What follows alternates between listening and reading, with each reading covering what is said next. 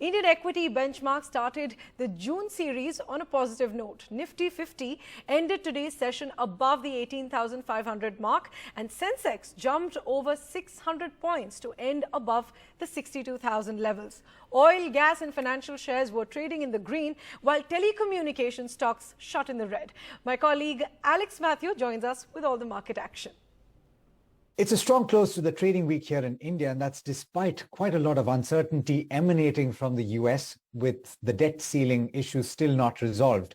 But here in India, you had the Nifty50 come very close to that 18,500 mark. It ended with gains of about 0.9% in trade on Friday, and that was led primarily by heavyweight Reliance Industries, which ended with gains of about 2.6%. Now, there were quite a few in the way of gainers, 44 out of the 50 stocks on the Nifty50 gaining ground. Among them, you had the likes of Hindalco, HCL Tech, Divi's Laboratories, and HUL, which all gained close to 2% or in fact above 2%.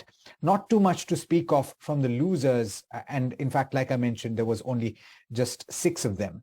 The sectoral picture then, at the end of the week, you had IT that was the biggest gainer. Metals and pharma also gained ground. Banks didn't participate too much among the top gainers, but the Nifty Bank still ended up with gains of about 0.7%. The PSU banking index was also higher by over 1% at the end of the week. For the week as a whole, though, you had the Nifty50 that gained about 1.5%, but it was the broader markets that saw quite a lot of the action for a week as a whole. The mid-cap index, in fact, gained about 2.7% for the week. Among the sectors that outperformed, metals were clearly the bright spot, gaining about 5.65%. The underlying has been spoken about in the recent past, but you also had earnings that came up over the course of the week.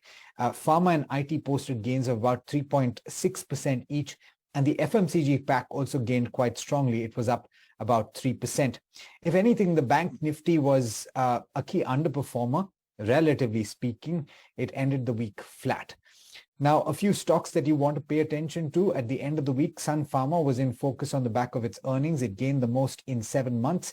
You also had Z Entertainment that was higher at the end of the week after the NCLAT set aside an order that required the reconsideration of the merger with Sony. On the losing side, you had Page Industries that was a significant underperformer. It hit a 19-month low, but then subsequently recovered after both its PAT and revenue was below estimates for the fourth quarter.